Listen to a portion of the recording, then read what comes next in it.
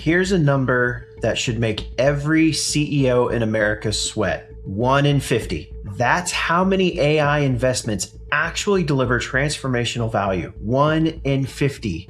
Yet companies are laying off people right now, banking on AI gains that don't exist yet. Let me ask this. Are we building the future of work, or are we gutting the present one? That is a crazy statistic. So you're telling me that companies are firing people based on a 2% success rate. That's got to be the most expensive game of make-believe in corporate history. That's today's episode. The AI hype hangover is here now, and it's hitting your team, your culture, and your bottom line. Let's talk about it. Welcome to the Make Work Not Suck podcast. CEOs are setting aggressive AI growth targets for 2026, but Gartner research exposes a massive expectation gap. The result isn't wasted money. It's a cascade of workforce damage, premature layoffs, culture dissonance, declining mental fitness, and explosion of low-quality AI-assessed outputs. They're calling it work slop and new security risk.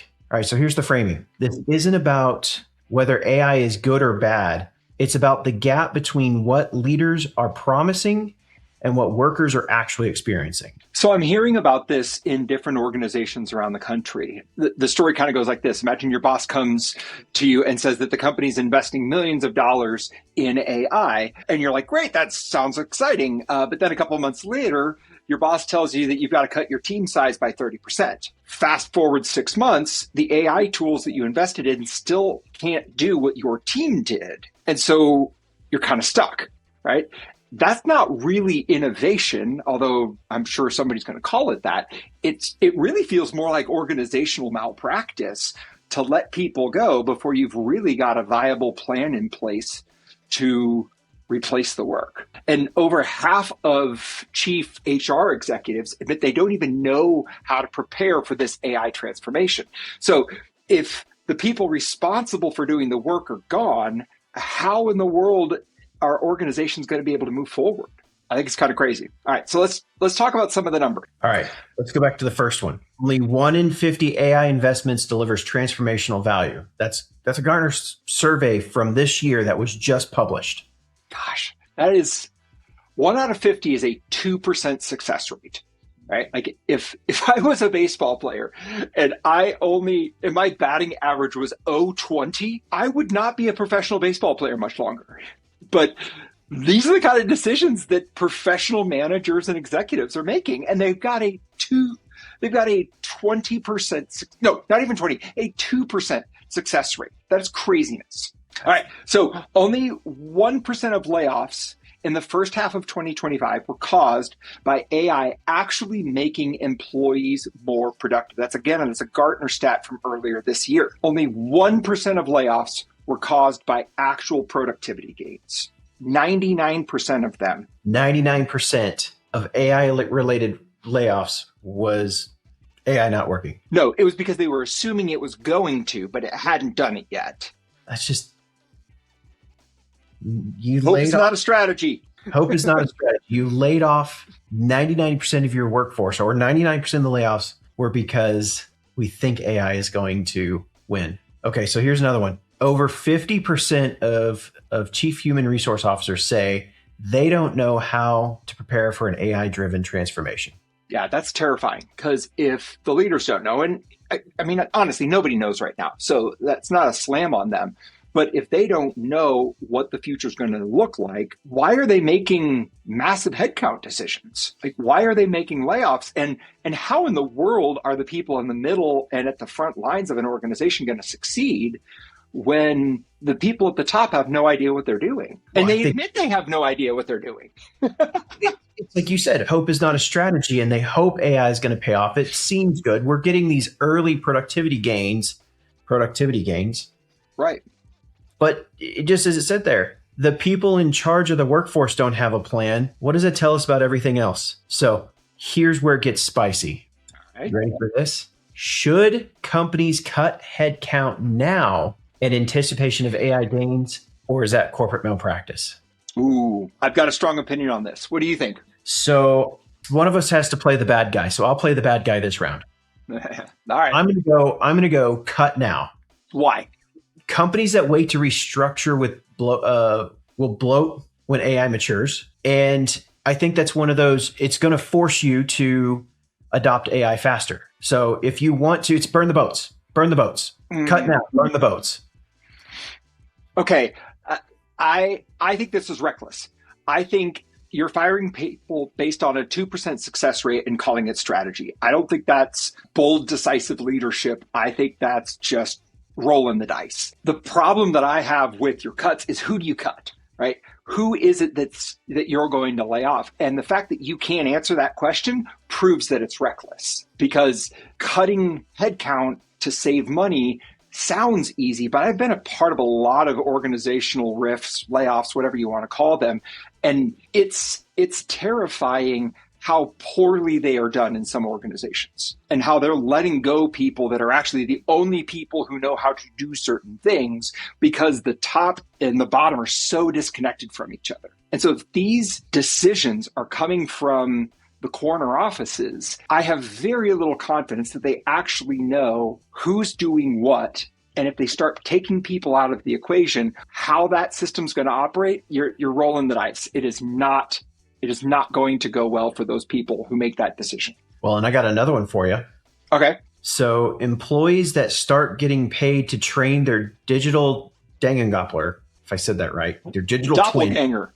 Doppelganger. Good Lord. I can't speak today. Your digital twin. I'm just going to go with that. Yep. AI clone of your best work. Mm-hmm. What does that mean for compensation and ownership? Do I own that because it's a clone of me? And should I be paid my same compensation if I can get the same amount of work done in half the time? Which, if you remember, that was the original point behind a salary, was right. Your allowed amount of work and you get paid whether you get done in 20 hours or 60 hours. I have a friend of a friend, so I don't know him personally, but I was catching up with this buddy of mine, and he says that this guy's negotiating a contract right now where he gets paid, I think it's like a 3 or 5 year deal. He's in a technology role, but as part of his role, he is building his AI doppelganger, and he is negotiating residuals from his AI after his 3 to 5 year contract's up. That's craziness, that he's going to come in and sit in that role. I think it's like a CTO role, build his digital avatar, and then he's going to leave, but you're still going to pay me for my digital avatar. That's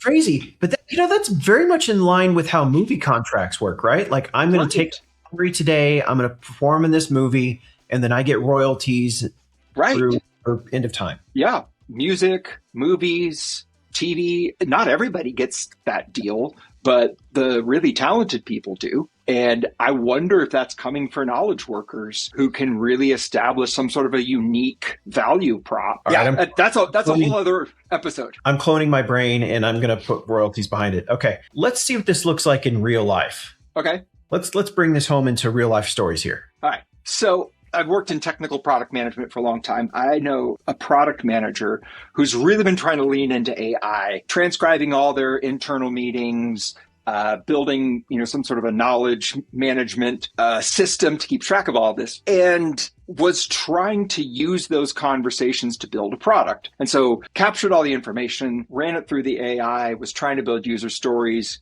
got, really nice documents, look pretty, handed them to the engineers, and the engineers just threw up all over it.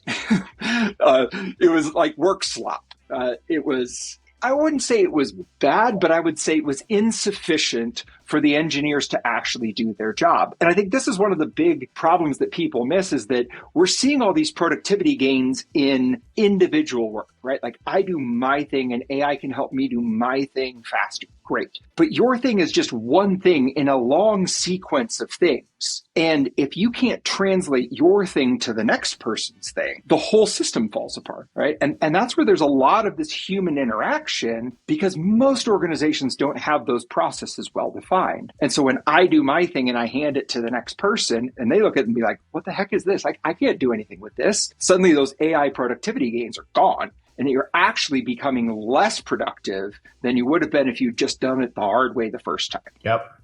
I think you said it well, work slop. Like hearing you talk about that that backlog build using AI just kind of makes me on the other side, because I know AI over engineered it or put extra things in there without, Sure. and it probably sounded good to the product manager and to the stakeholders. But as soon as it got to engineering, it was like, what the hell are we building here? We just need a bicycle and we're trying to build the Titanic. This project is going to sink because Why build a Ferrari when you need a go-kart? You're right. AI is not going, unless you're really good at prompting it and you know exactly how to ask that question. And even still, you might disagree. The engineer and the product manager might disagree on how sophisticated does this solution need to be. The practicality here is that AI didn't really help that product manager become more effective, right? If anything, it might have hurt their reputation internally because they delivered something that they thought was really good, and then everybody else realized it wasn't. And so they can't do their jobs now, and that's going to reflect poorly on the product manager. is everybody's got an idea and they give it to AI to produce a result. Right. The problem is if you don't know how to use the AI at scale, you're not going to have a cultural alignment. I mean, granted, it's AI, so it doesn't have, core values, but it's still there's still value behind human core values because it drives the way we look at things. Mm-hmm. So if you haven't set those values or principles or boundaries into the AI model, then it's going to be a miss. And the other thing too is it's going to assume the journey again, unless you can feed it the documentation and feed it the processes and feed it all that stuff. But now we're going back to our original question of who owns the IP of unloading their brain into the AI. And who do you know that has that documentation, those processes documented and up to date, right? Like even the places I've seen that have it documented are like, yeah, we don't do it this way anymore. It's like, okay, so even if I fed it into the AI, it's still not going to be true. Right. And it's that kind of undocumented connective tissue, especially in larger organizations. I don't know how you articulate that to an AI. So what do we actually do about all this? I think we got three options to throw out here. Number one, audit before you cut. Yes. Simple, right? Before making any AI-driven headcount decisions, demand proof of value, not a projection, not a vendor demo, an actual business result. If the AI can't prove it's doing the job better, cheaper, or faster than real data or real human, the headcount stays, plain and simple. I think work slop is probably the second big fix that we need to be cognizant of. And I really like the idea of bringing back the wheel. I think maybe that becomes the framework that you use to train your AI in, right? Here's the vision. Here's the journey. Here's the culture. Here's the results. Help me get through this. Because if you're just going from vision to results, you're going to get crappy output from the AI. And whether you realize it's crappy or not, somebody down the line will know. Right? And so you've got to force the AI to go through the process in the right way, because the point is not just, is this faster? The point is this better? Are you proud to put your name on it? Or did you just throw this into Chat GPT and hand it off? Now let's ask the uncomfortable question. Uh-oh. In your next team meeting, ask, if we fast forward to December and we fall short of all of our goals or our major goals, which of our AI bets would you say is got in our way? If nobody can answer that, you're flying blind. Oh, I like that. It's almost like a pre-mortem of like, if we get there and we haven't won, why? What broke? What didn't turn out the way we were expecting it to? And that assumes you were making very conscious, intentional bets. And I think that's probably not true of most organizations. I think they're just winging it. I might take that to some of my clients next week. That's a good question. Here's what we want you to take away from this. Here's the one thing I want everyone to take away is AI isn't the enemy. Hype without honesty is the enemy. Ooh, that's good. The companies that win this era won't be the ones that adopt AI the fastest. They'll be the ones that adopt it the smartest. That starts with treating your workforce like the competitive advantage it actually is today. Value your people, introduce AI, be smart about it. You'll be the company that survives this era. My challenge to you, to me, and to anybody who's listening, this week, go find the process person. Go find the person on your team who really knows the process better than anybody else, the person who actually knows how to make the work, and ask them how AI is impacting their job and listen to what they have to say. Because Gartner says that those process people, not the tech prodigies, but the process people are the ones who are going to unlock the real value. And if you let them go, you are in a world of trouble. So it's good to not only keep them, but make sure they understand how valuable and appreciated they are. All right. If this episode hit home for you, share it with the leader that needs to hear it. Drop your take in the comments below. And if you haven't subscribed yet, well, you know what to do. And we'll see you on the next episode.